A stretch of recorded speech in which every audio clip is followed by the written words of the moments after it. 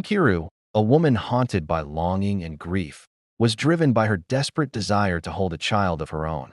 Labeled barren by her village, she made a choice that would change her life forever, stealing a baby from the shrine. Her journey through exile, spirits, and suffering reveals a heart torn by guilt, pain, and the fierce will to endure.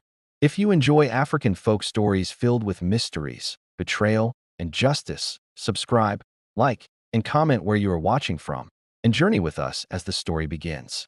The village of Umuogio rested beneath a sky painted with fading gold, where the last sunlight clung to the rooftops like reluctant hope. Chickens scurried back to their coops, elders murmured stories beside glowing embers, and the wind carried the scent of earth, smoke, and distant rain.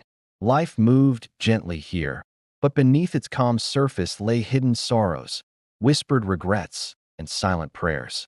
At the far edge of the village stood a lonely hut with cracked mud walls and a tired thatched roof. Inside lived Nkiru, a woman whose heart carried a sorrow heavier than stone. Her footsteps were soft, her voice quieter still, as though the world had trained her not to disturb the happiness of others. Where laughter should have lived, silence reigned. Years had passed like slow-moving shadows, each one stealing another piece of her hope. Her womb had never known the warmth of a child's heartbeat, only the ache of emptiness and the memory of blood-soaked cloths hidden beneath the earth. She had conceived before, 3 times, and each time the promise of motherhood had slipped through her fingers like sand. Those losses had carved invisible scars across her soul. In Umuogio, children were seen as blessings from the ancestors, living proof that a family's lineage would continue. A woman without a child was pitted in daylight and mocked in darkness.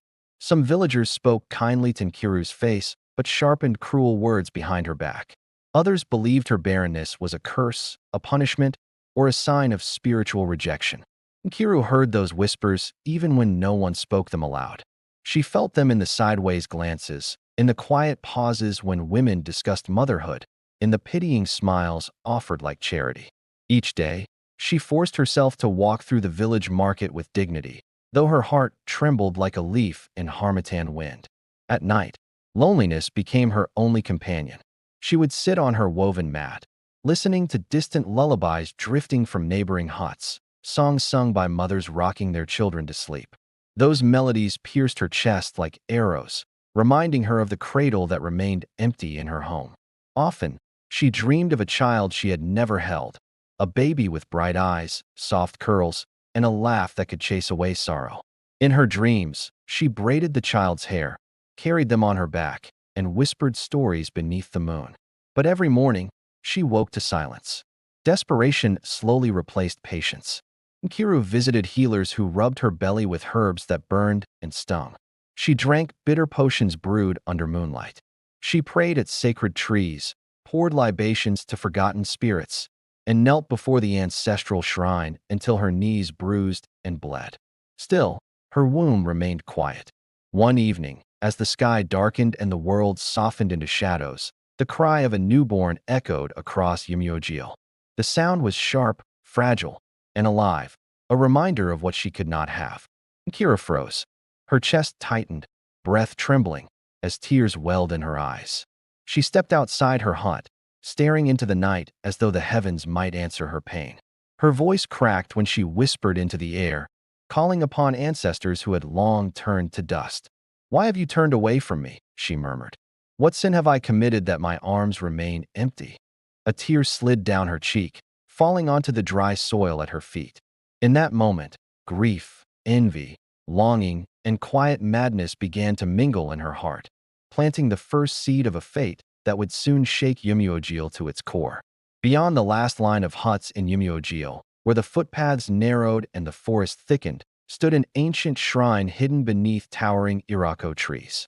The villagers called it Okumuo, the sacred fire of the spirits.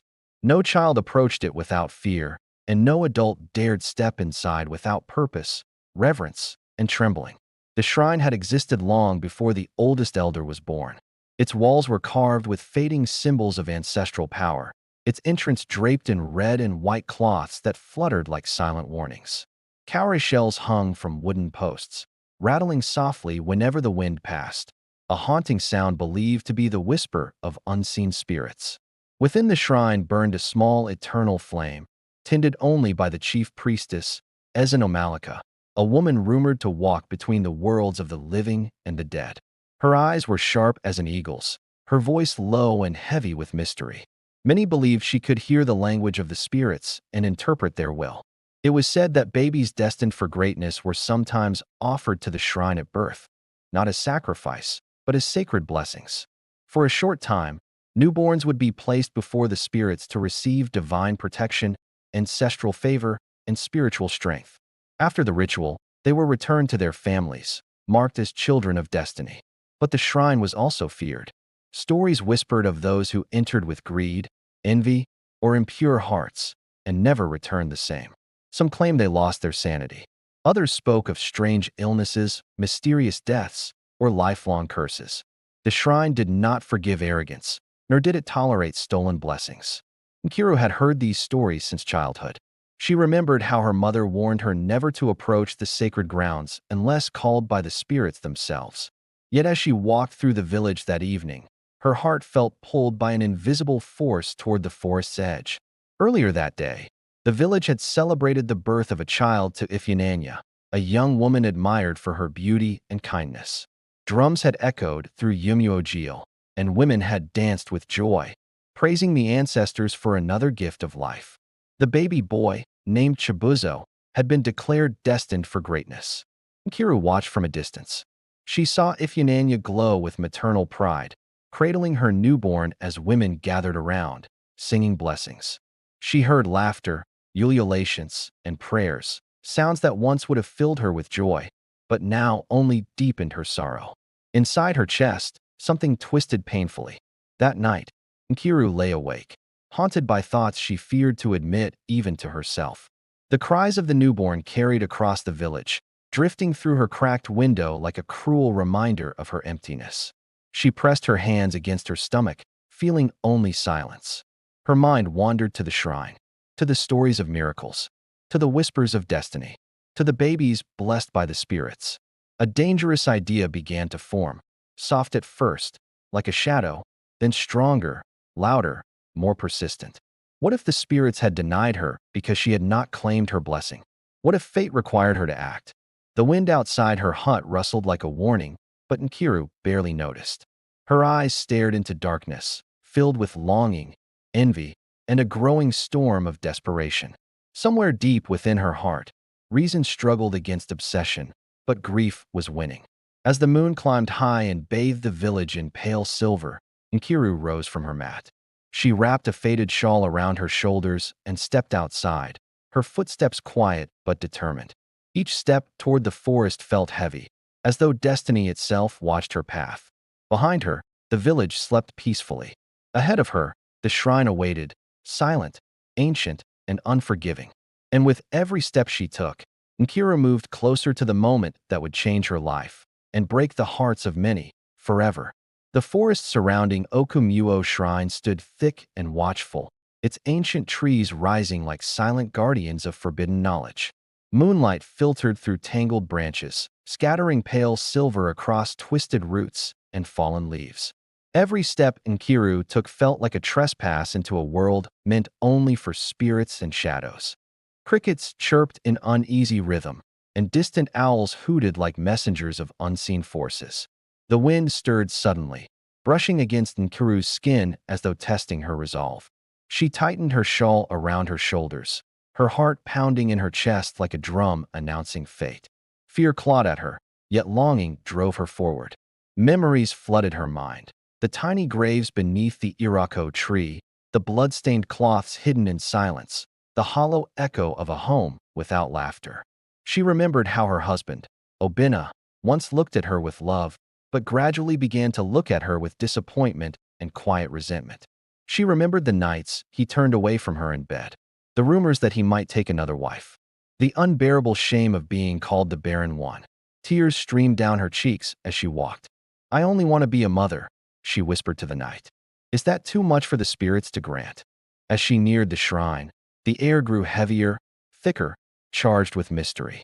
The eternal flame flickered behind woven charms, casting trembling shadows on carved wooden pillars. Cowrie shells rattled softly, as though whispering warnings she refused to heed. A scent of incense, old earth, and sacred oil filled her lungs. She hesitated at the entrance. Every story she had ever heard about the shrine rushed back into her mind. Stories of blessings and curses, miracles and madness. Her heart trembled between reverence and rebellion. Then she heard it. A baby's soft cry, faint, fragile, sacred. Her breath caught. The sound sliced through her soul like lightning. In that moment, something in Nkiru broke. Desperation drowned wisdom. Longing silenced fear. Grief turned into dangerous resolve. She stepped inside. Inside the shrine, the atmosphere felt otherworldly, as though time itself moved differently within its sacred walls. Shadows clung to corners like living beings, and the eternal flame cast a warm yet eerie glow over sacred carvings and ritual objects. At the center of the shrine lay a woven mat decorated with white chalk symbols and red markings of ancestral power.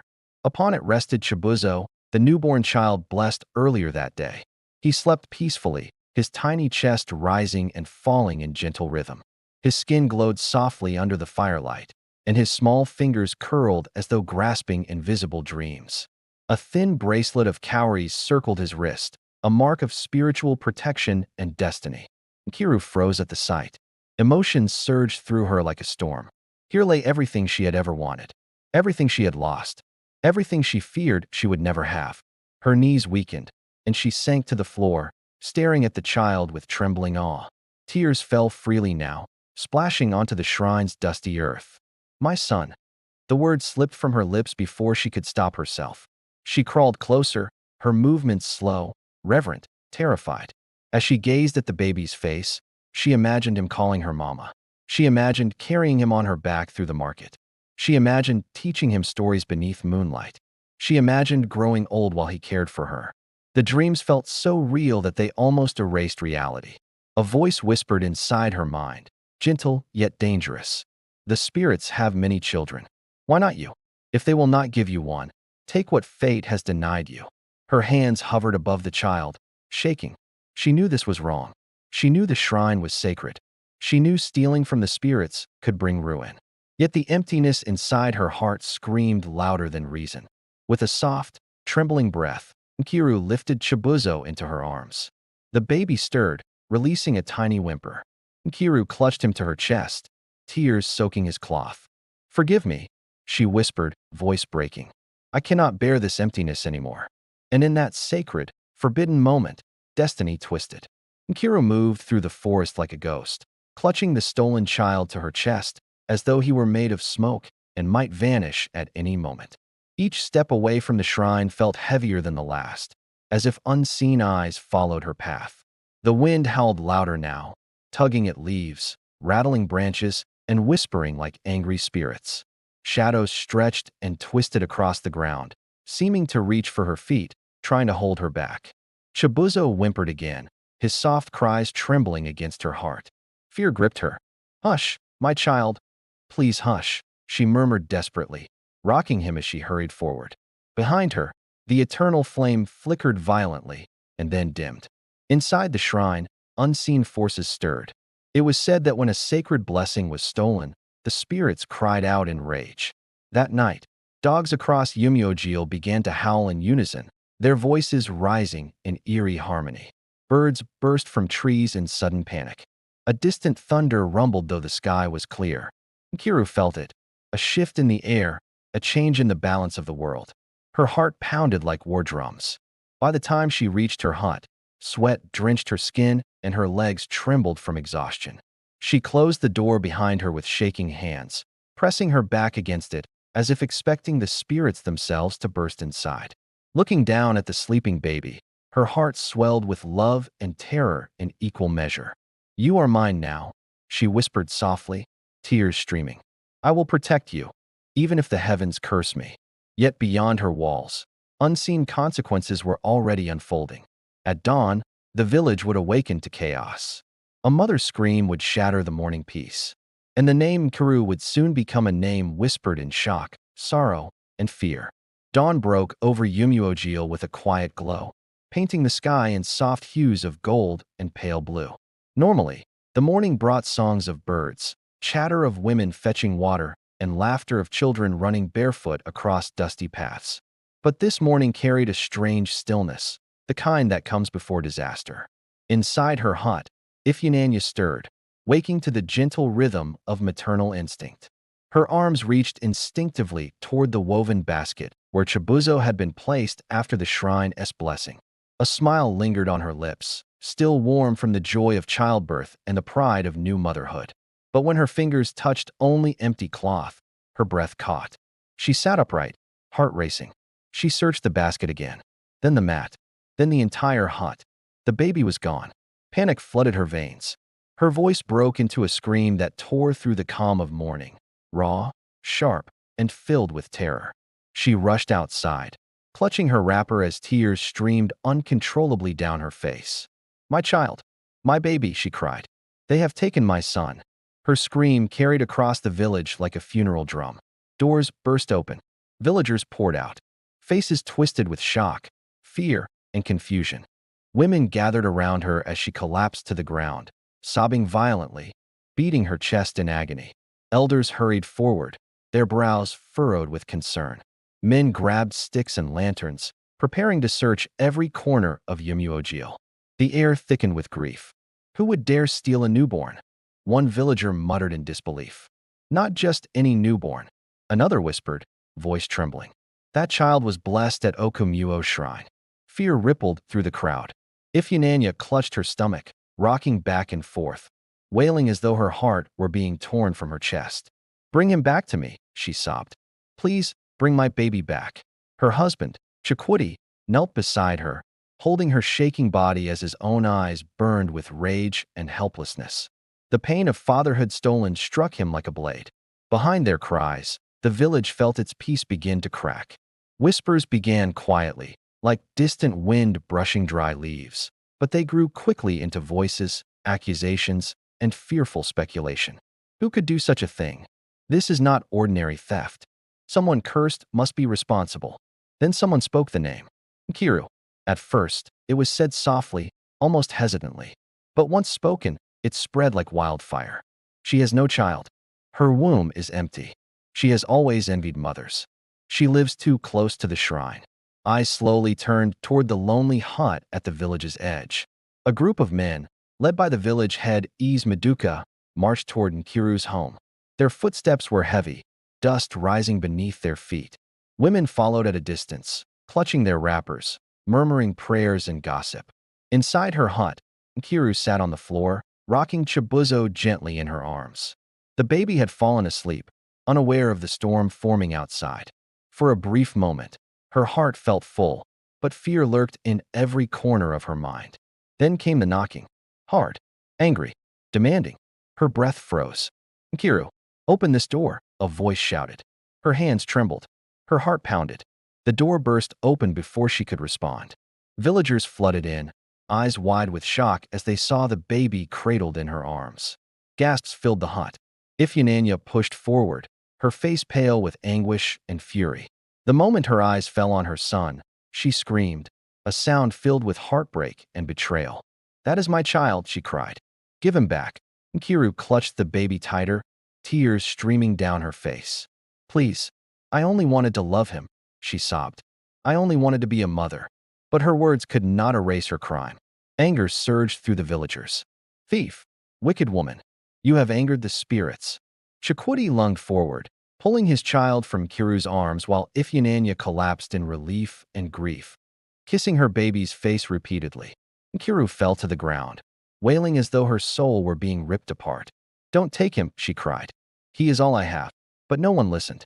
Maduka's voice thundered across the hut. "You have committed a grave abomination," he declared. "Stealing from a shrine brings misfortune upon us all." Nkiru looked around at the faces of her people, faces once familiar, now filled with judgment, disgust, and fear. Her heart shattered under their gaze. Outside, thunder rumbled faintly in the distance. It sounded like the spirits responding. And for the first time, Nkiru realized that her desperate act had not only stolen a child, it had unleashed a curse that might haunt Yumuogil for generations. The village square of Umuojil had never witnessed such heavy sorrow.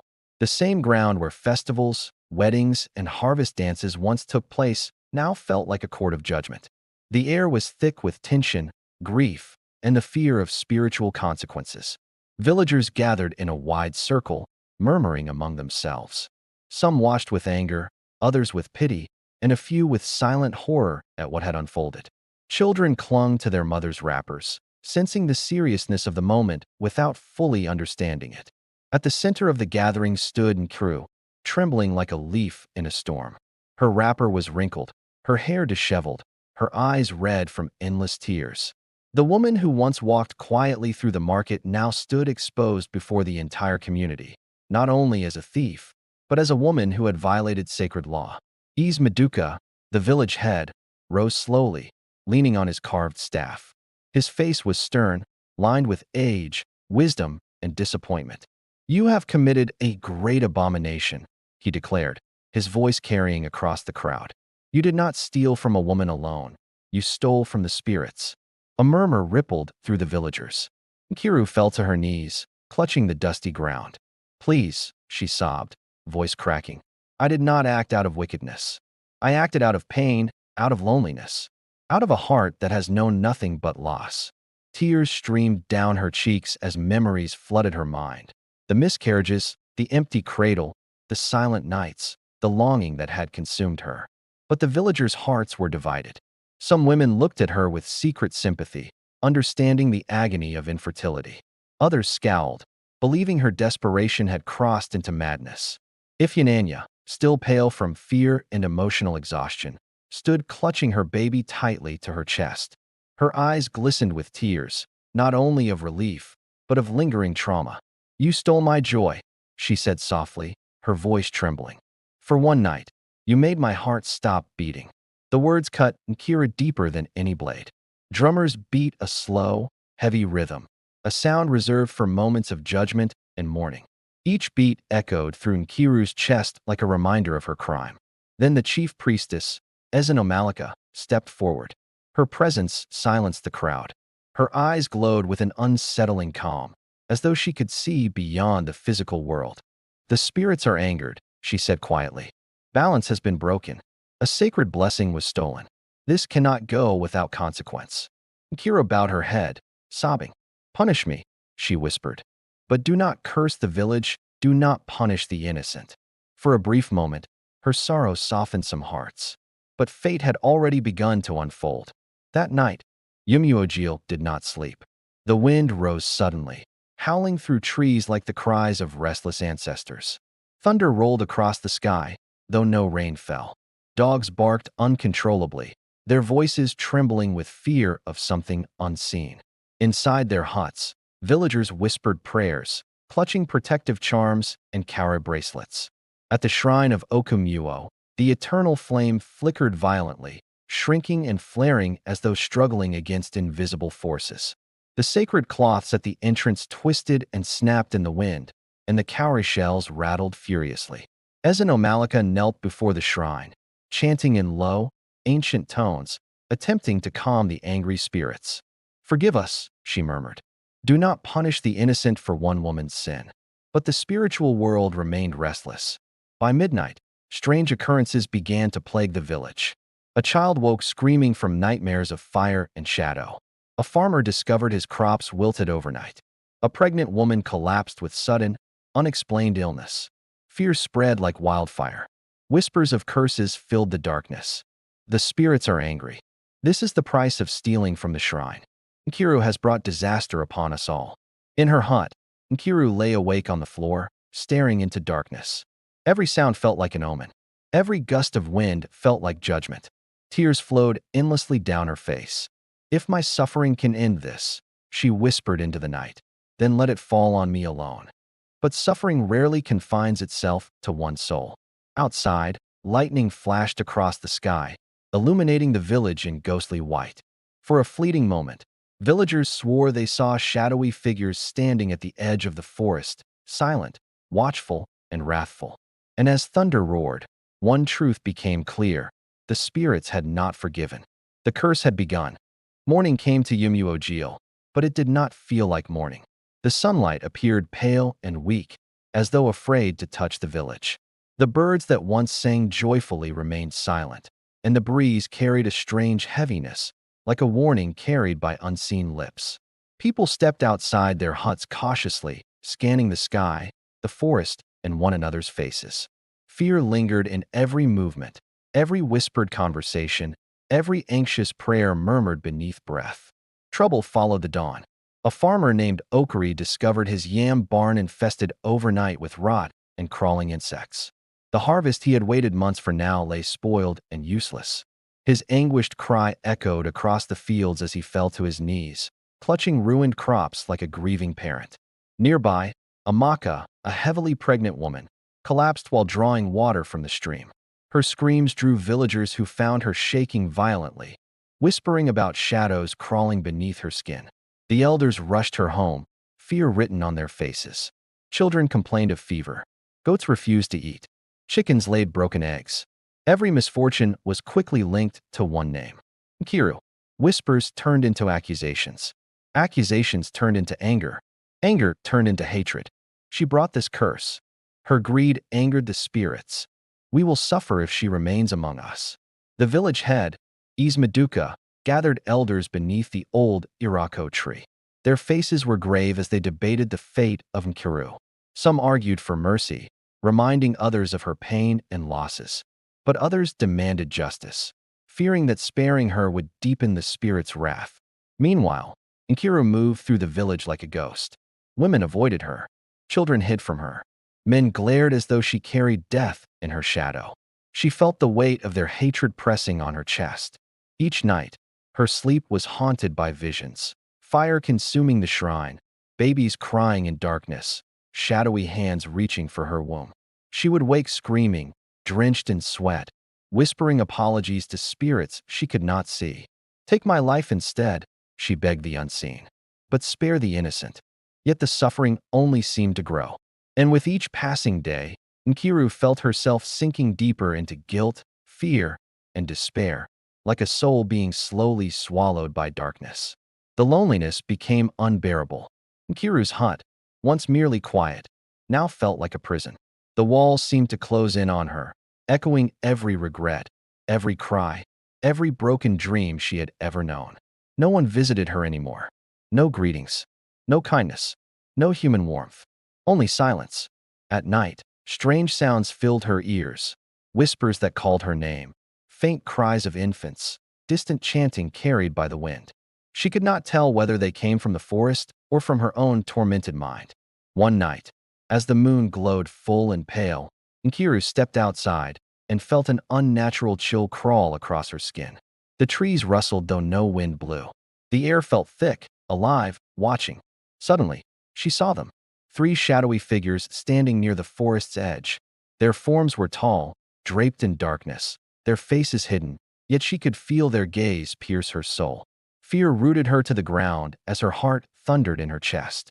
"You have stolen what was not yours," a voice whispered, neither male nor female, but ancient and cold. "You have broken the sacred balance." Tears streamed down her cheeks as she fell to her knees. "I only wanted to love a child," she sobbed. "I only wanted to be a mother." The shadows did not soften. "Love without permission can become sin," they replied. "Your heart was wounded, but your choice has wounded many." The figures faded, leaving Nkiru trembling beneath the moonlight. From that night onward, her mind began to fracture. She saw visions of children she had lost, tiny hands reaching for her, calling mama. She heard lullabies echoing from empty corners. She rocked invisible babies in her arms, whispering stories to nothing but air. Villagers watched from afar, whispering that madness had taken her. But in truth, Nkiru was not merely losing her mind. She was drowning in grief, regret, guilt, and the unbearable weight of a love that had nowhere to go. Her sorrow became a living wound. And in the shadows beyond the village, fate prepared its next cruel chapter. The morning sky over Umuogil hung low and gray, heavy with the kind of silence that comes before a storm. Even the birds seemed to sense the weight in the air, their songs muted or absent altogether. The village gathered beneath the towering Irako tree, a sacred place where destinies had been decided for generations. This was no ordinary gathering. It was a day of judgment. Men, women, elders, and children formed a wide circle around a raised earthen platform. Murmurs rippled through the crowd like restless waves, voices filled with fear, anger, sorrow, and uncertainty. Some clutched protective charms. Others whispered prayers under their breath, hoping the spirits would show mercy. At the center stood Nkiru. Her once neat wrapper hung loosely around her frail frame. Her eyes were swollen from nights of tears and sleeplessness, her face pale and lined with exhaustion. She looked like a woman who had already been punished by fate, hollowed out by loss, guilt, and heartbreak. Yet the weight of what was about to happen pressed even heavier upon her soul. Maduka, the village head, sat upon a carved wooden stool, flanked by the council of elders, men whose faces carried the wrinkles of time, wisdom, and hard decisions. Their expressions were grave, for they knew that whatever verdict they delivered would shape not only Nkiru's fate, but the future of Umuojil. Nearby, Ezenomalika, the chief priestess, stood with quiet authority. Her presence commanded silence. Beads hung around her neck, and her eyes seemed to hold both compassion and the distant gaze of someone who spoke with spirits. A slow drumbeat began, deep, steady, mournful. It sounded like a heartbeat, or a funeral rhythm. Maduka rose, leaning on his staff, his voice carrying across the gathered crowd. "People of Umuojil," he said solemnly, "we are gathered to judge a grave matter, an act that has angered the spirits and shaken the balance of our land." His gaze turned to Nkiru. "You, Nkiru, daughter of this soil, stole a sacred child from the shrine of Okumuo. Your action has brought fear, misfortune, and unrest upon our people." A wave of murmurs followed. Nkiru dropped to her knees, pressing her forehead to the dusty earth. "I accept my wrongdoing," she cried softly, voice trembling. "But please, I beg you, do not forget the pain that drove me to this madness." Her voice broke as she lifted her head. "I have buried children. I have buried hope. I have slept beside an empty cradle for years. Every day, my heart bleeds in silence." Tears streamed freely down her cheeks. "I did not steal out of cruelty," she sobbed. "I stole out of unbearable longing, out of a love that had nowhere to go." For a moment, the crowd fell quiet. Some women looked away, their own hearts aching in recognition of her suffering. Others crossed their arms, refusing to soften. Ifeananya, holding Chibuzo tightly, stepped forward.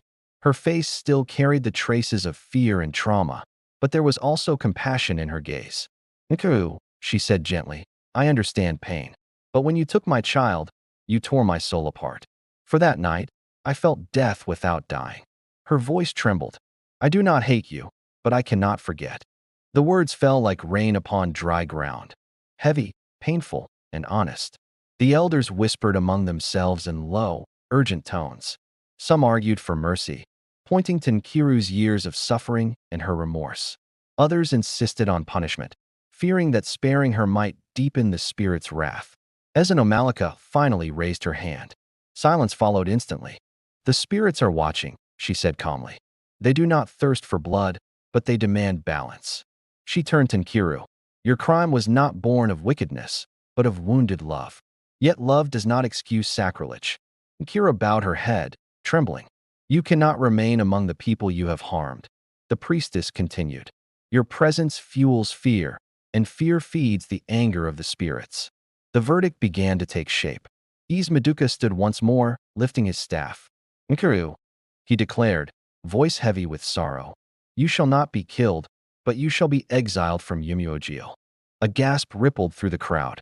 "You will leave this village before the next sunrise," he continued. "You will carry your guilt, your sorrow, and your repentance far from our land, until the spirits show signs of forgiveness." Nkiru froze. Exile. To be cast away from the only home she had ever known. To wander alone with nothing but grief and regret. Tears poured down her face as she bowed deeply. "If my leaving will bring peace to Umuojil," she whispered, "then I will go." She pressed her palm against the earth. "But know this, my heart is already broken. Exile will not hurt more than the emptiness I have carried for years." Some villagers turned away, unable to watch. Others whispered prayers for her soul. As the drums resumed their slow, sorrowful rhythm, Nkiru rose shakily to her feet. She looked around at the faces of her people, familiar faces now clouded with distance, fear, and judgment. And in that moment, she understood that her punishment was not only exile. It was living with regret, living with longing, living with the memory of a child she could never have. The Irako tree rustled overhead, its ancient branches swaying as though bearing witness to the tragedy unfolding beneath it. And as the crowd slowly dispersed, one truth settled into the heart of Yumyojil. Nkiru's fate had been sealed, but her suffering was far from over. The night before Nkiru's exile passed in heavy silence, as though the entire village held its breath. The moon hung low in the sky, pale and watchful, casting long shadows across the dusty paths of Yumyojil. Even the crickets seemed hesitant to sing, as if afraid to disturb the sorrow settling over the land. Inside her hut, Nkiru sat alone on the cold earthen floor, surrounded by memories that now felt like ghosts. The cracked walls whispered of years spent praying, crying, and hoping. The woven mat where she had once imagined laying her baby lay folded in the corner, untouched, like a reminder of dreams that never came to life.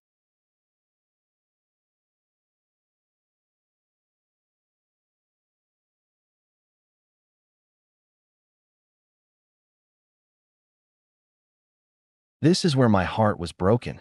She knelt and pressed her palm to the floor, whispering farewell to the home that had held both her greatest hopes and deepest pain. Outside, the village slept, or pretended to, but not everyone rested peacefully. At dawn, a faint golden light crept across the sky. Roosters crowed, and the soft rhythm of morning returned, though tinged with sorrow. Nkiru stepped out of her hut carrying her small bundle, her shoulders heavy, her steps slow. Some villagers stood at a distance, watching silently. A few women whispered prayers for her safety. Others turned their backs. Some stared with cold judgment. Nkiru felt every gaze like a wound. As she walked through the village path one final time, memories flooded her mind. Laughter she once shared with neighbors, market days filled with noise, evenings spent watching children play while her heart ached in silence. Now she walked alone. At the edge of the village, beneath the ancient Irako tree, she paused. The tree's branches stretched outward like open arms, as though offering comfort or farewell. Nkiru rested her hand on its rough bark, closing her eyes. "Ancestors," she whispered, voice trembling. "If I have sinned beyond forgiveness, let my suffering cleanse the land I leave behind." Her heart trembled as she turned to leave, and then she heard footsteps. She turned. Ifyinanya stood there, holding Chibuzo against her chest. The baby slept peacefully, unaware of the storm of emotions surrounding him. For a moment, the two women stared at each other, one a mother blessed, the other a mother denied. Tears welled in Nkiru's eyes. "I never meant to harm you," she said softly. "Or your child." Ifyinanya's voice trembled. "I know," she replied, "but the wound you caused will take time to heal." She hesitated, then gently adjusted the baby in her arms. "Still, I pray that your heart finds peace wherever you go." The words struck Nkiru deeply. She bowed her head, tears streaming freely. "May he grow strong," she whispered. "May he never know the emptiness that has haunted me." For a brief moment, compassion bridged the pain between them. Then Nkiru turned away. She took her first step beyond the borders of Yumyojil, into the unknown. The forest path stretched before her, winding into shadows, mystery, and loneliness. Each step felt like leaving a piece of her soul behind. Behind her, the village slowly disappeared. Ahead of her lay exile, uncertainty, and a fate written in sorrow. As she walked, the wind rustled through the trees like whispered prayers.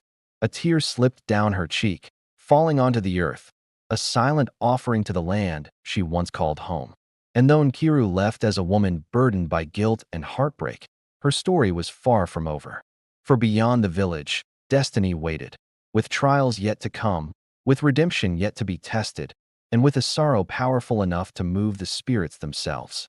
The forest beyond Yumyojil seemed to breathe as Nkiru stepped into its shadows, carrying only a small bundle of belongings and a heart heavy with grief. The sun had barely risen, casting muted light that filtered through the dense canopy of Irako, mahogany, and ebony trees. Every beam of sunlight that touched the forest floor seemed like a reminder of a world she no longer belonged to. Her feet sank into soft earth tangled with roots and fallen leaves, and each step felt like a passage into another world.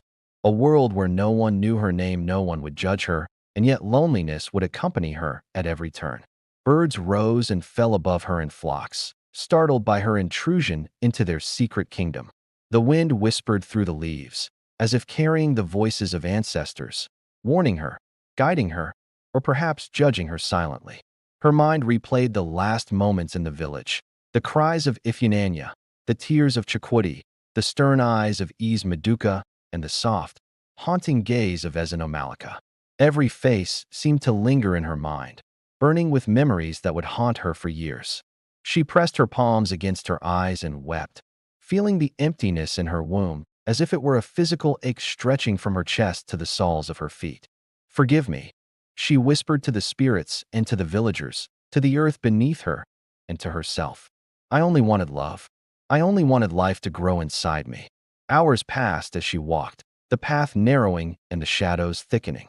The further she went, the heavier the silence became, broken only by the occasional snapping of twigs beneath her feet or the distant call of a nocturnal bird. At times, she thought she heard whispers echoing through the forest, low murmurs that seemed to circle her like unseen figures. Sometimes, she thought the shadows themselves were moving, leaning closer to her, judging her. By mid-afternoon, hunger began to gnaw at her stomach, and her legs ached from unrelenting travel. Yet she could not stop.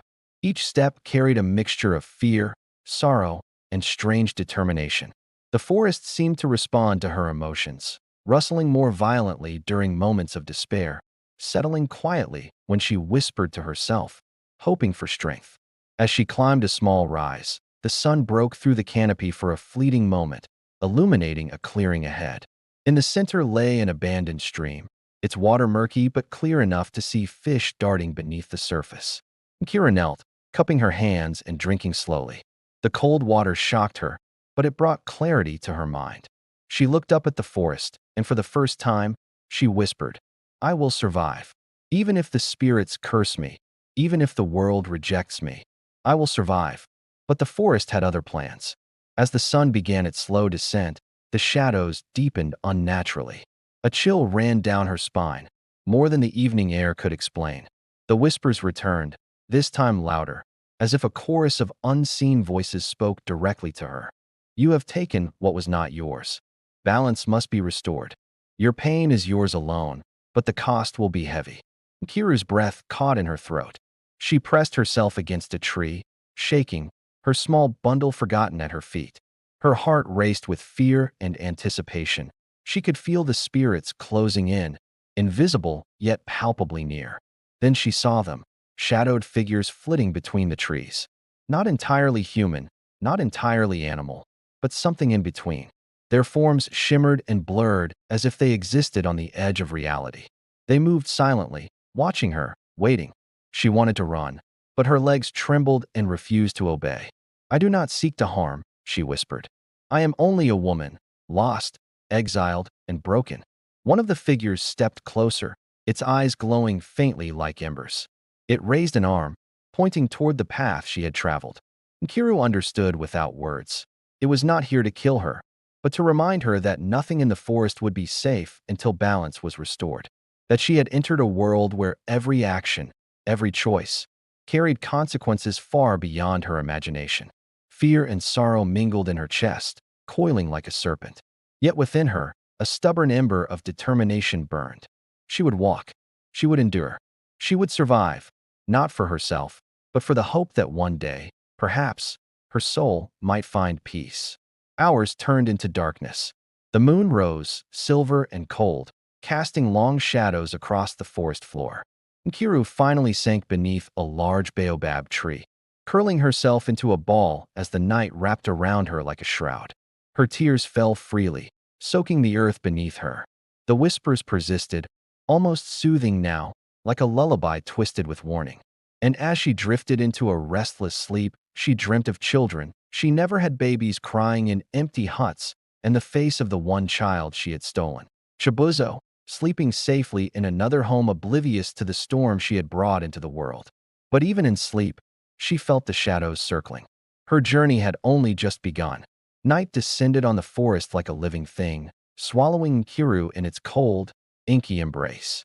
The moon, a thin silver crescent, barely illuminated the tangled undergrowth, leaving shadows to stretch and writhe across the forest floor. Every rustle of leaves sounded like footsteps following her, every distant snap of a twig like a warning from the spirits. She clutched her small bundle to her chest, rocking back and forth as though motion could ward off what lurked unseen. The forest was alive in ways she had never imagined. Strange eyes glimmered from the darkness, some bright like embers, others pale and ghostly. Creatures she could not name slithered and scurried in the underbrush. Their presence was unsettling, yet Nkiru could not flee. She had nowhere to go, and every path she had taken carried the weight of exile.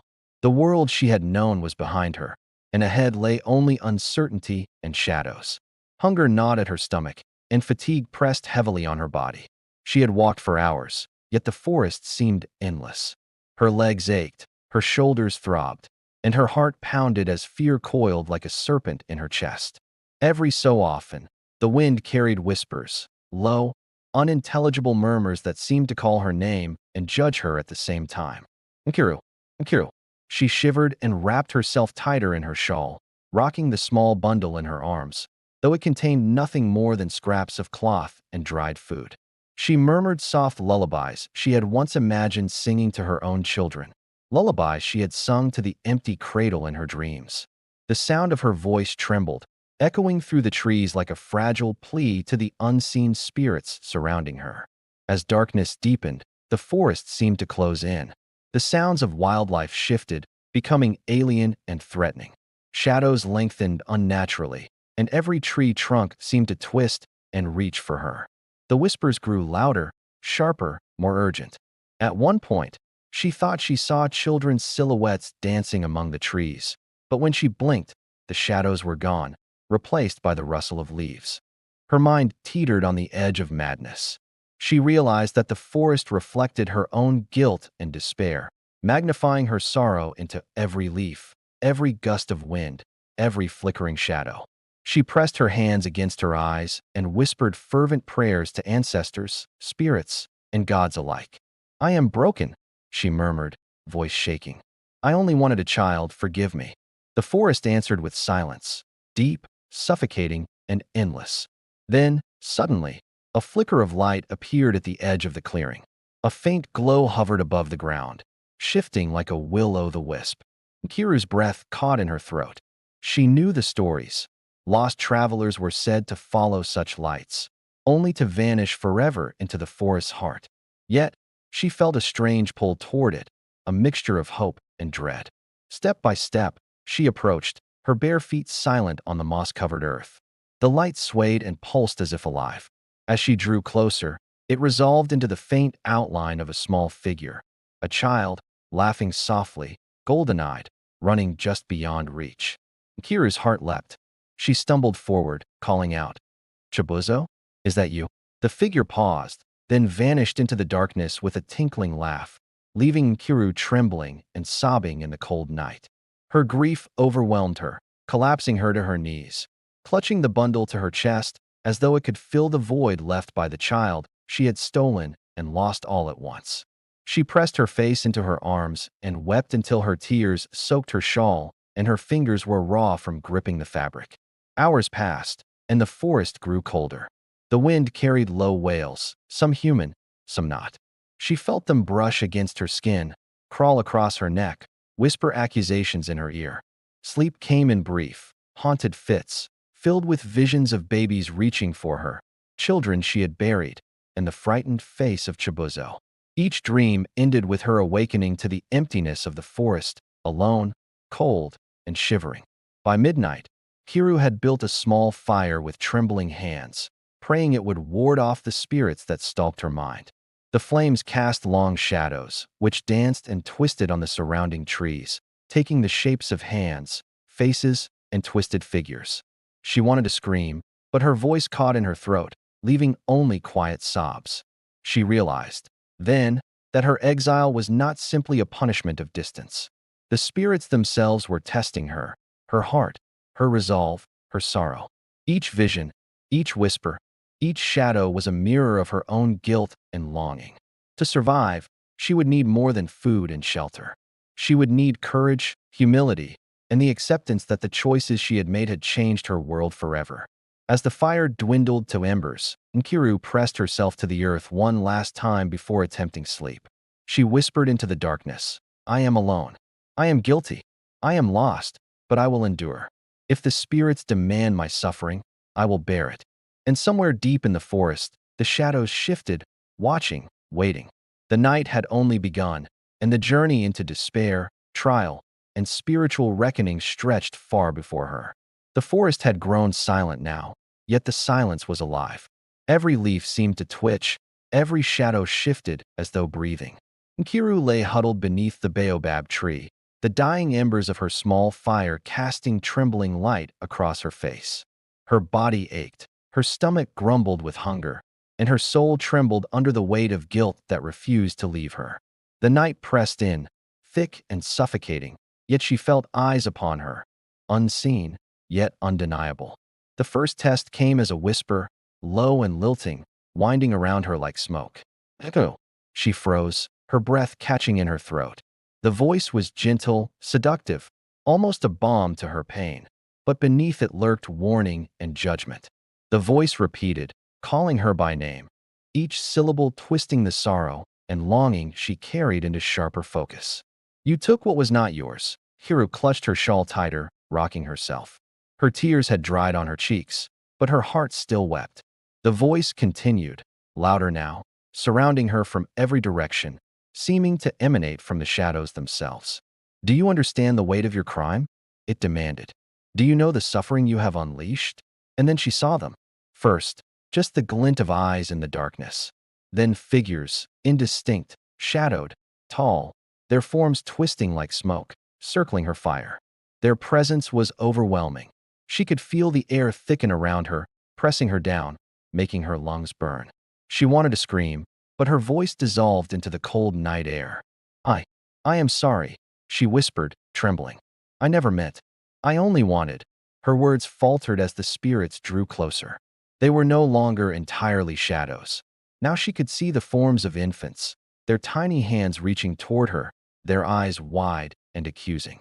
They were the children she had lost, the unborn she had buried in silence, the ones that never grew within her womb. They circled her, cooing softly, their voices a mixture of innocence and sorrow, a haunting symphony that twisted her heart like a knife. "Why did you not wait for the blessing to come to you?" one spirit asked, its voice lilting, echoing like the wind. "Why did you steal what was sacred?" Nkiru fell to her knees, pressing her face into hands. Her body shook violently as sobs racked her chest. For the first time, she realized the depth of her transgression. Her longing, grief, and desperation had become selfishness in the eyes of the spirits. She had taken love that was not hers to take, and the consequences were far greater than she had imagined. The spirits' forms blurred, becoming more ethereal. Some floated above her, whispering sorrowful lullabies she remembered from her own dreams, while others danced across the clearing like flames, circling her with judgment and expectation. Every movement carried weight. She was being tested not only for her crime, but for her heart, her capacity for remorse, and her willingness to endure suffering. "Do you repent?" the chorus of voices asked, echoing through the trees, vibrating through the earth beneath her. "Yes," Nkiru cried, voice raw with emotion. "I repent. I am sorry. I have only ever longed for a child, for love, for life." But the spirits did not relent. "Repentance is not enough," they whispered. "You must bear your suffering. You must walk alone. You must face the emptiness you have created." The wind rose suddenly, carrying leaves, dust, and a faint, acrid smell. Shadows twisted violently, and Nkiru felt the forest close in on her from all sides. She screamed, but the sound was lost in the chorus of whispers and laughter, the voices of the lost and the wronged, all converging upon her soul. "I will endure," she cried, falling to the ground, pressing her face into the dirt. "I will endure anything. I will suffer. I will. I will never harm another." Then the spirits paused. For what felt like an eternity, silence returned. Nkiru lay trembling on the earth, tears streaming freely, chest heaving. The forest seemed to hold its breath, waiting for her next move. The shadows softened slightly, and a faint glow appeared in the distance, a soft light like moonlight reflected on water. The whispers faded into the rustle of leaves, almost gentle now, almost consoling. It was a signal. The spirits were granting her a fragile reprieve, not forgiveness, but acknowledgement. Her suffering would continue, her exile would remain, but her willingness to endure, to face her guilt, and to survive the night had earned her the faintest glimmer of mercy. Nkiru crawled to her small fire, gathering the last embers and pressing them to her chest for warmth. She stared into the dark forest, realizing that her journey would not end soon. The spirits of the forest would continue to test her, torment her, and shape her into someone capable of carrying her sorrow with wisdom rather than desperation. And as dawn began to seep into the canopy, pale and hesitant, Nkiru whispered to herself, "I am alone, but I am alive. I will walk this path. I will endure. I will survive, even if the spirits do not forgive me." The forest, silent now except for the wind through the trees, seemed to acknowledge her resolve. The shadows receded slightly, and for the first time since her exile began, Nkiru felt the faint stirrings of hope, fragile, distant, yet alive. Her journey into the unknown, into grief, into trial, had only just begun. Dawn broke over the forest with a muted, gray light that struggled to pierce the thick canopy.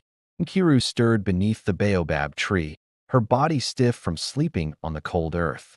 Her eyes, red and swollen from tears, traced the shadows that clung to the undergrowth. The forest no longer felt neutral. It pulsed with a quiet, watchful life. Every branch seemed to move, every leaf whispered, and the wind itself seemed to carry judgment. Hunger pressed against her stomach with relentless insistence. She had eaten little since leaving Umyojil, and the few scraps of dried food she carried were gone. Her throat was parched, her lips cracked, and each step toward the forest stream felt heavier than the last. Yet the wilderness offered no mercy.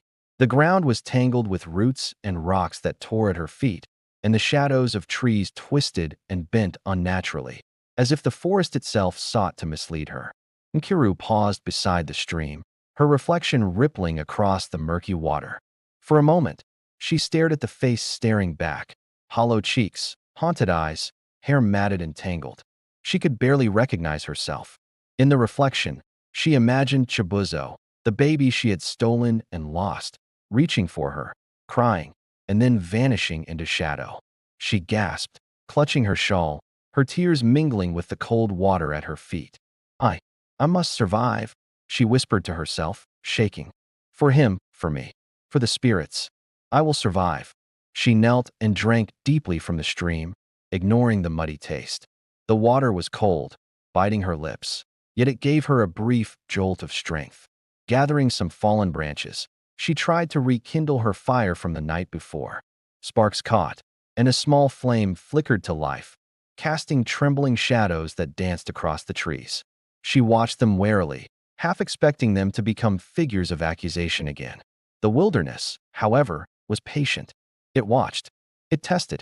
By midday, hunger and fatigue pushed her forward into the denser forest. She stumbled over roots and brambles, scratching her arms and legs, but she refused to stop.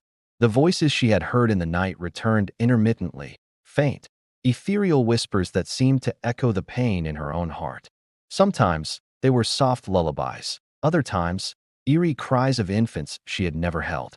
She wept, rocking herself as if the forest held a child in its invisible arms, and she imagined herself kneeling there, begging for forgiveness from the spirits and from the children whose lives she had touched through her desperation. As the afternoon sun dipped toward the horizon, the forest changed. Shadows grew longer and darker, twisting across her path. Shapes emerged from the foliage, fleeting glimpses of small animals, yet she could swear they had human-like eyes. She called out to them, but no reply came, only the rustle of leaves and the distant whisper of wind. Hunger clawed more insistently now, and her legs trembled with exhaustion, yet something deeper compelled her to keep walking. Night came again, and the temperature fell sharply. Nkiru built another fire, small but sufficient to ward off the darkness. Yet the forest offered no peace. The wind carried voices, pleading and accusing, sometimes sounding like her own mother, sometimes like the children she had longed for. She pressed herself against the ground, shivering, rocking as if the motion could keep the spirits at bay. In the firelight, she imagined the shadowy forms of the babies she had lost, some laughing, some crying, some reaching toward her with empty eyes. "I am guilty," she sobbed. "I am sorry. I am so sorry." Hours passed. The cold seeped into her bones, and her body ached from exhaustion. But in the quiet moments between hallucinations and whispers, a small ember of determination burned. Nkiru realized something. Survival would not only require strength of body, but strength of heart. She would have to endure the forest, endure her guilt, endure the constant reminders of the choices that had brought her here. By the time the moon rose high and pale above the canopy, she understood a truth she had never admitted before. Her exile was not just punishment, it was a path. A path that demanded she confront her sorrow, her longing, and her failure. Each step through the wilderness would shape her, teach her, and break her in ways no human punishment could. She pressed her hand to the earth beneath her, whispering to the spirits, to the forest, to the child she had stolen, "I am yours. I am nothing but sorrow and regret. Yet I will walk this path. I will endure the nights, the hunger, the shadows. I will face whatever trials you lay before me. And perhaps, one day, I will be whole." As she lay beside her small fire, the forest seemed to pause. No shadows twisted unnaturally. No whispers pierced the air. Only the quiet crackle of her fire and the distant hoot of an owl. For a single night, Nkiru felt a fragile peace, a momentary understanding that her suffering, while relentless, could forge strength. And in the darkness, beneath the ancient trees, Nkiru began to feel the faint stirrings of something she had not felt in years: hope. The night was deeper than Nkiru had ever known. The forest canopy above blocked the moonlight entirely, leaving the world in an oppressive darkness that seemed alive, breathing, and waiting. The faint flicker of her small fire cast long, quivering shadows that merged with the surrounding trees, creating shapes that leapt and twisted in ways that no ordinary imagination could explain. Every rustle, every sigh of wind, carried a weight, a meaning that pressed into her heart. Nkiru sat hunched beside the fire, rocking herself as she had countless times before, whispering apologies to the spirits and to the children she had never held. Her lips were cracked, her throat raw from crying and speaking, and her eyes, bloodshot from exhaustion, searched the darkness as though expecting the unseen to leap from it at any moment. Then the temperature dropped sharply. The fire, her only protection, flickered violently and died, leaving her in a darkness so complete it felt suffocating. Panic rose in her chest. Her hands clawed at the dirt, at the roots of trees, anything to hold herself to the physical world. And then she heard it, the first whisper, soft, yet unmistakably close. "Who?" Her breath caught. The whisper was low, intimate, almost maternal, yet full of reproach. The shadows before her shifted unnaturally, thickening, stretching, forming shapes that resembled infants, some laughing, some crying, some reaching out as if to grasp her very soul. "You took what was sacred," the voices hissed, layered atop one another like a chorus of accusation. "You defied the spirits. You stole life that was not yours to claim." Nkiru fell to her knees, pressing her forehead into the damp earth. Sobs tore from her throat, raw and unrelenting. She clasped her hands together as if in prayer, murmuring, "I am sorry. I am broken. Please do not destroy me." The whispers intensified. The shadows condensed into forms, not fully human, not fully ghost, but something in between. They circled her, weaving around her body, moving closer and closer. Their touch was cold even without contact, chilling her to the marrow. She tried to stand, but her legs trembled violently and refused to support her. Then, one of the figures stepped forward. It was a child, translucent and pale, its eyes filled with sorrow and accusation. Nkiru recognized the shape. It was the vision of Chibuzo, the baby she had stolen. Her heart lurched, and she fell to the ground again. "Mama, why?" the child whispered, voice impossibly small yet resounding in the dark. Tears blurred Nkiru's vision. She reached out with trembling hands. I only wanted to love you. I only wanted to be a mother." The spirits recoiled, their forms shifting violently. The shadows of the forest seemed to converge on her, pressing her down, wrapping her in a suffocating grip of fear, regret, and despair. Nkiru screamed, but the sound dissolved into the night, swallowed by the forest's oppressive presence. Then the spirits spoke in unison, a chorus that reverberated in her very chest. To survive, you must face the emptiness within. You must confront the longing that drove you to steal. You must endure the weight of your own heart. Suddenly, the forest transformed. The trees stretched impossibly high, their branches like fingers reaching for the sky. Shadows twisted into corridors of memory, visions of lost children, empty cradles, silent nights, the faces of villagers, the cries of Ifyinanya as she had taken Chibuzo. Each vision struck her like a blade, slicing through her heart and soul. Nkiru screamed again, collapsing to the ground. She pressed her hands to her face, feeling the weight of guilt as if it were physical, a crushing force that pinned her to the earth. "I will endure," she cried. "I will suffer. I will never harm another soul. I will bear this pain forever if I must." The shadows paused. The cold air hung still.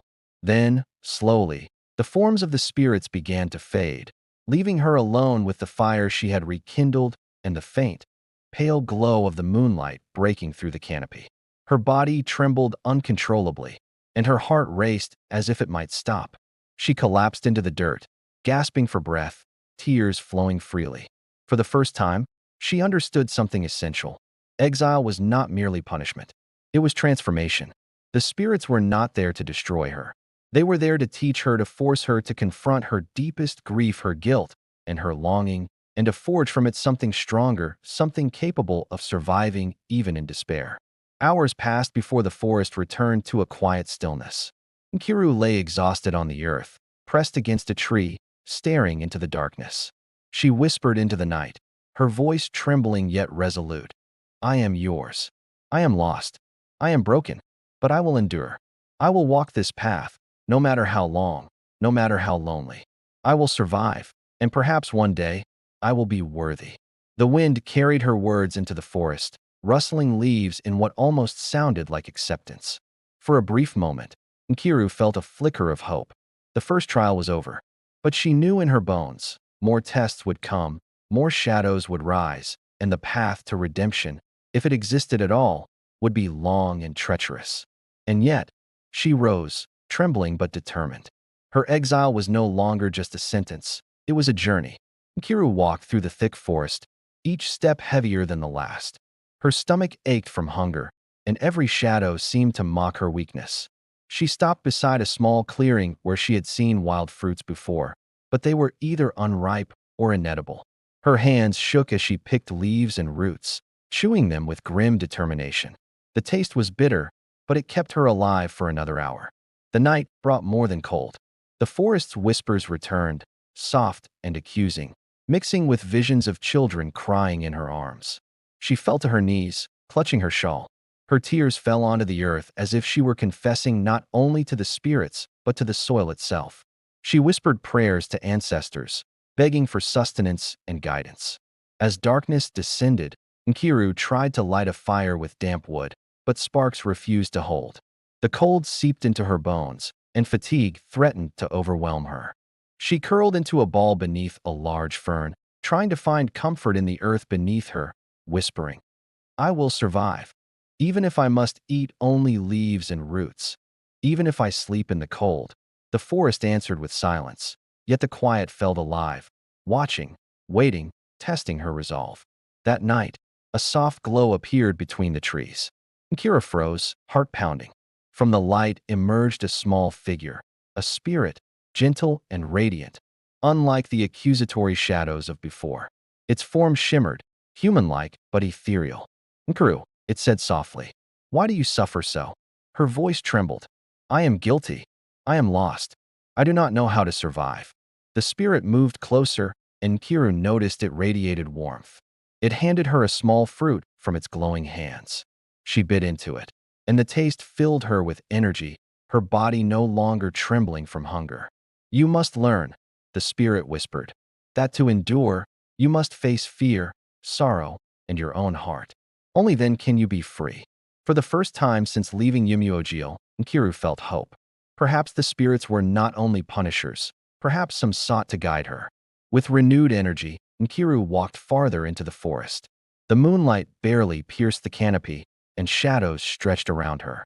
Every crackling leaf and distant owl reminded her that she was utterly alone. She tried to speak aloud, naming her pain, confessing her guilt, releasing it into the night. I am sorry. I am sorry for the child, for Ifyinanya. For myself, sleep came fitfully. Her dreams were vivid and haunting. Empty cradles, crying infants, the faces of villagers staring at her with anger. Yet, woven into the nightmares, the gentle spirit appeared, offering guidance and small comfort. By dawn, Nkiru felt exhaustion and sorrow mingled with determination. She realized that her exile was not merely a punishment. It was a journey of the heart and soul. A week into her exile, Nkiru encountered a wild boar while searching for water. It charged her suddenly, its eyes glowing red in the fading light. Nkiru froze, heart hammering. She tried to climb a nearby tree, but its trunk was slippery from moss. At the last second, she remembered the whispers of the guiding spirit. She dropped her bundle, raised her arms, and faced the boar. It paused, sniffed the air, and then, inexplicably, turned and disappeared into the shadows. Nkiru collapsed on the ground, shaking and gasping. The forest had tested her courage, and she survived. Her first real brush with mortal danger left her both terrified and strengthened.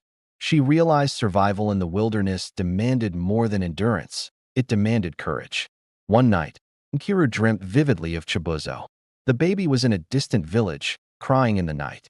Nkiru felt an unbearable pull in her chest. She awoke, sweating and trembling, pressed her face into her hands. Forgive me, she whispered. The spirit's whispers were around her again, but this time softer, more sorrowful. They did not accuse her, but reminded her of the weight she carried. The vision strengthened her resolve. She could not undo the past, but she could survive and learn from it.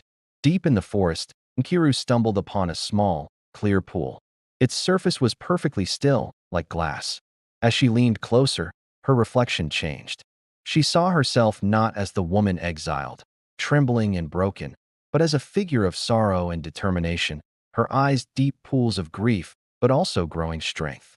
The pool seemed to speak without words. Endure, learn, transform. Nkiru pressed her hands into the water, feeling its cold clarity seep into her spirit. She whispered, I will survive. I will endure. I will walk this path. That night, the forest tested her further. Shadows circled, voices murmured, and visions of lost children appeared. Hunger gnawed at her, and exhaustion threatened to consume her. She felt herself at the edge of despair. Then the guiding spirit returned, its presence softening the night's terror. Nkiru, it whispered, you have survived the first trials. Your sorrow is yours to carry, but your courage will guide you through the darkness. She cried again, pressing her face into the earth. The firelight danced on her tear-streaked cheeks. I will endure. I will survive. I will face whatever comes. The forest seemed to settle. The shadows still lingered, but they no longer threatened. Nkiru lay back, exhausted, but for the first time, a spark of hope glimmered in her heart. Faint, fragile, but alive. Her exile had begun to transform her.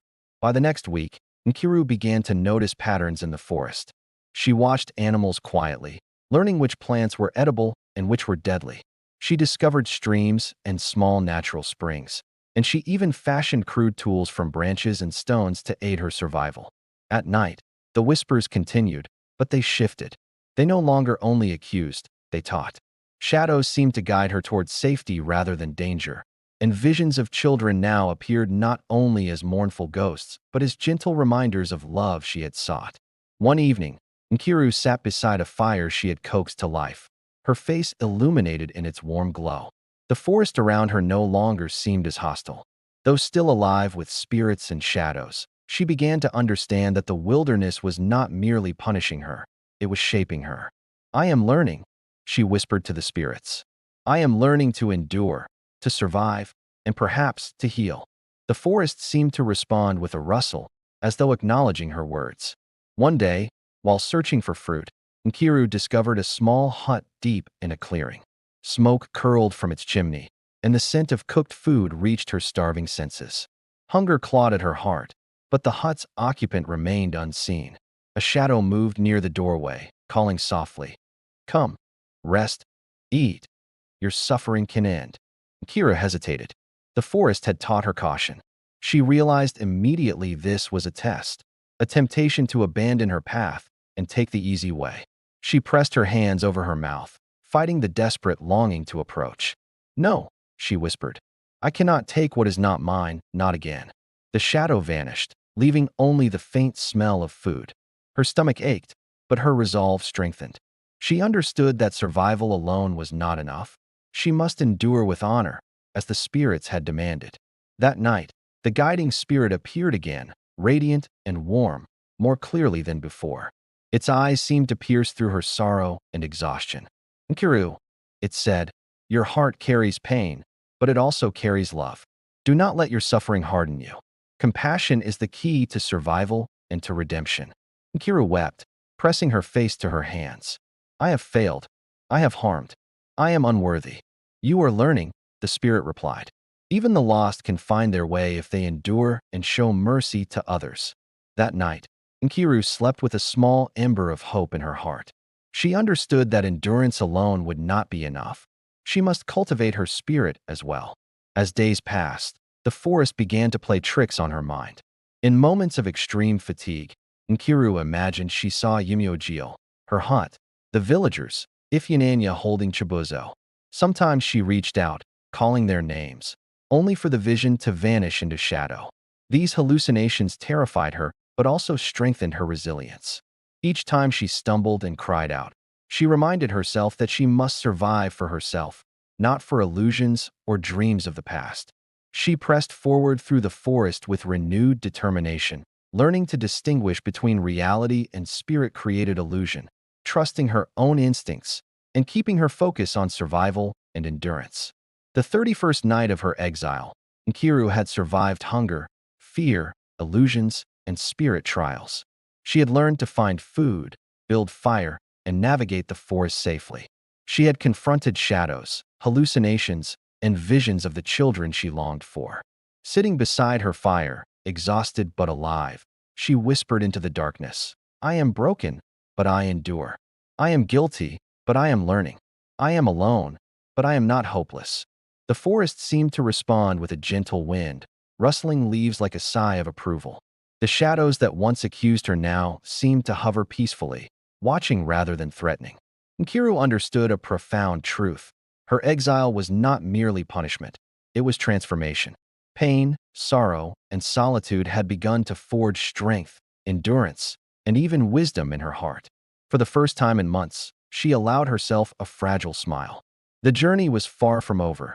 The trials would continue, but she had survived the darkest nights. She had endured, and in that endurance, she glimpsed the first spark of redemption, a light she had thought forever lost. The forest had grown restless. A storm approached, and the wind howled like a chorus of spirits, rattling branches and sweeping dead leaves across the forest floor. Nkiru huddled beneath a fallen tree, trying to shield herself from the first sheets of rain. The cold bit through her soaked clothes, and the mud clung to her legs like a physical weight of all her grief. The storm seemed alive, carrying whispers louder than ever. They spoke of loss, guilt, and unfulfilled longing. Nkiru's heart pounded as visions of Chibuzo crying in her arms filled her mind. She pressed her face into her knees and sobbed, her body shaking with cold and anguish. "I cannot change what I have done.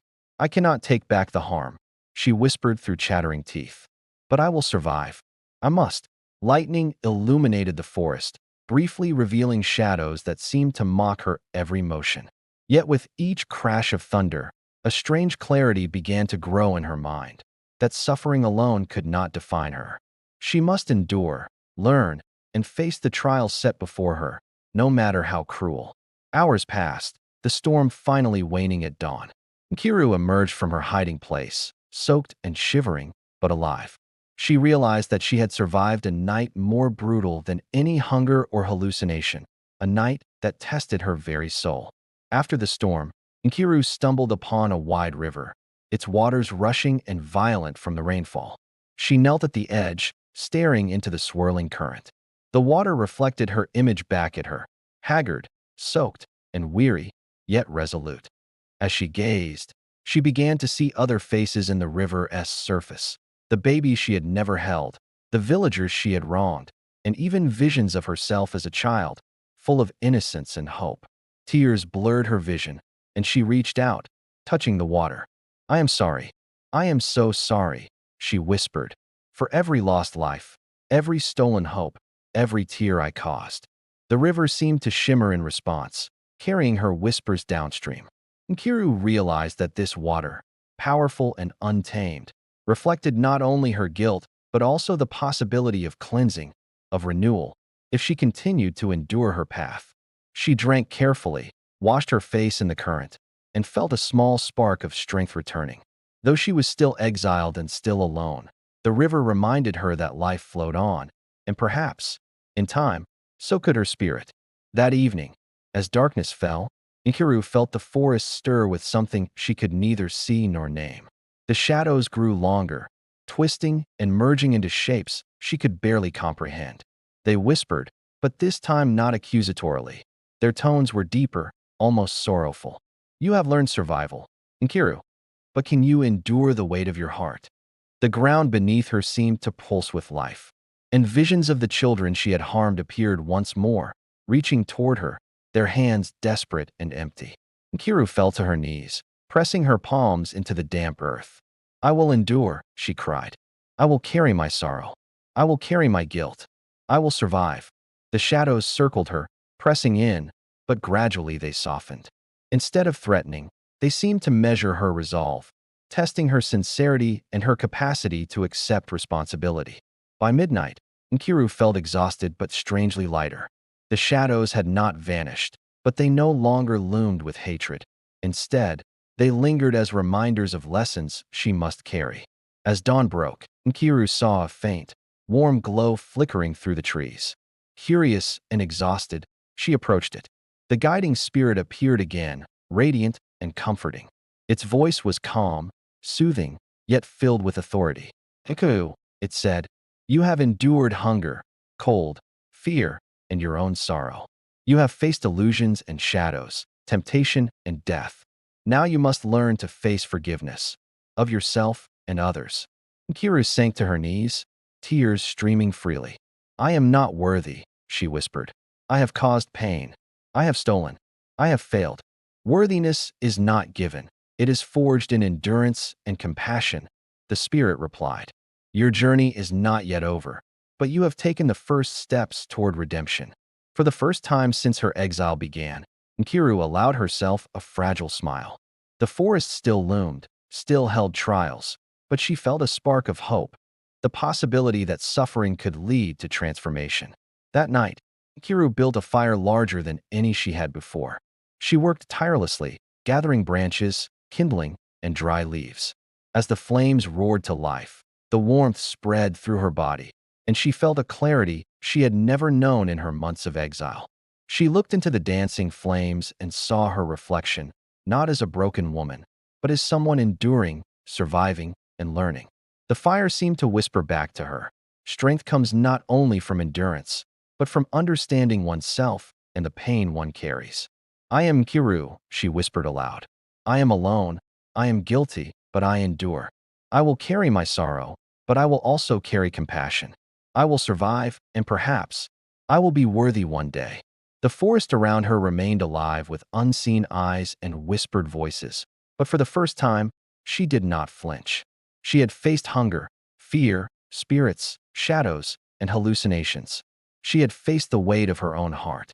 And now, with the fire roaring before her and the forest listening, Nkiru felt the first true surge of determination, a resolve to survive, to endure, and to walk the path of redemption no matter how long and harrowing it would be. By the 36th night, Nkiru had become a shadow of herself, yet stronger in spirit. The guiding spirit appeared again, hovering over her small fire. Its glow was brighter than ever, illuminating her tear-streaked face. "Nkiru," it said, "it is time to confront your past. You must seek the village once more, not for punishment, but for understanding. Only then can your suffering bear fruit." Nkiru shivered. the weight of months of exile pressing on her. The forest had taught her endurance, fear, hunger, and sorrow, but the thought of returning to Yumujil, facing the villagers, Ifyinanya, Chibuzo, brought new waves of terror. "I am unworthy," she whispered. "They will never forgive me." "Forgiveness begins with truth and courage," the spirit replied. "Walk with courage, Nkiru, and your heart will find peace." She nodded, clutching her small bundle, and for the first time since her exile began, she felt a glimmer of hope stronger than fear. Dawn broke as Nkiru stepped onto the path leading toward Yumujil. Every step was weighted with memory, the laughter of children, the scolding of villagers, the tear-streaked face of Ifyinanya when she had stolen Chibuzo. The forest seemed to watch her as she walked, shadows shifting with the wind, whispering softly, guiding her. She traveled for hours, moving cautiously through familiar landmarks that now felt strange. Her feet were sore, her body weak, but each step was strengthened by a quiet resolve. She repeated soft prayers aloud, not for absolution from the spirits, but for courage to face the living. "I will speak the truth," she murmured. "I will not hide. I will not run." As she approached the edge of the village, the distant sound of children playing reached her ears. Her chest tightened. Chibuzo's laughter, or perhaps her memory of it, echoed in her mind. She gripped her shawl, steeling herself, knowing the hardest trial awaited her at the gates of Yumujil. The village was quiet when Nkiru arrived. The huts, familiar yet distant, seemed to lean silently toward her as if judging her. She paused at the center of the village, heart pounding, eyes fixed on the path that led to Ifyinanya's home. Villagers began to notice her presence. Some whispered, others stared in disbelief. Nkiru dropped to her knees, pressing her hands to the ground, not as a plea for mercy, but as an act of humility. "I have suffered," she cried aloud, voice echoing across the village. "I have been lost, exiled, and tested by the spirits. I come not to steal or harm, but to confess and seek understanding. I am guilty, but I have endured. I am ready to face the consequences." A hush fell over Yumujil. Children stopped playing. Women crossed themselves. Men muttered prayers under their breaths. And in the crowd, Ifyinanya emerged, carrying Chibuzo in her arms. Ifyinanya's eyes widened, tears brimming as she saw Nkiru. Chibuzo cooed in her arms, innocent and unaware of the storm surrounding him. Nkiru rose slowly, hands trembling, eyes fixed on the mother and child she had wronged. "Ifyinanya," she whispered, voice breaking. "I am sorry. I stole your child out of desperation and sorrow. I have suffered greatly. I have faced hunger, fear, the spirits, and my own guilt. I am here to confess, and I ask for your forgiveness, not lightly, but with the full weight of my heart." Ifyinanya's eyes glistened with tears. She studied Nkiru, seeing the years of pain etched into her face, the exhaustion in her body, the sorrow in her eyes. "Nkiru," she said softly, "you have paid a heavy price, and yet, I see your suffering. You have endured more than most could bear. You cannot undo the past, but perhaps you may learn from it." Nkiru sank to her knees, tears flowing freely. She wept for her lost child, for the pain she had caused, and for the months of suffering that had shaped her spirit. The villagers slowly gathered, watching the exchange. Some remained wary, some whispered prayers, but the tension in the village softened. Ifyinanya stepped closer to Nkiru, holding Chibuzo gently. "I forgive you, Nkiru," she said, her voice trembling but strong. "But you must carry your lessons with you. Endure, be compassionate, and never forget the weight of your actions." Nkiru bowed deeply, tears streaming. The months of exile, suffering, and spiritual trial culminated in this moment. She felt a weight lift from her chest, replaced by a fragile peace. The guiding spirit appeared briefly, radiant and smiling. Nkiru felt its warmth, a quiet affirmation that she had begun to redeem herself, not because the past could be changed, but because she had endured, learned, and returned with honesty and humility. The villagers watched as Nkiru rose, her gaze soft but determined. She had faced the forest, the spirits, her own guilt, and the world. She had survived. She had endured. And she had glimpsed redemption. As the sun set over Yumujil, casting golden light across the village, Nkiru walked forward, not as the woman who stole a child, but as one who had suffered, learned, and returned to the world stronger, wiser, and at last, at peace. Please subscribe, share, like, and comment for more videos.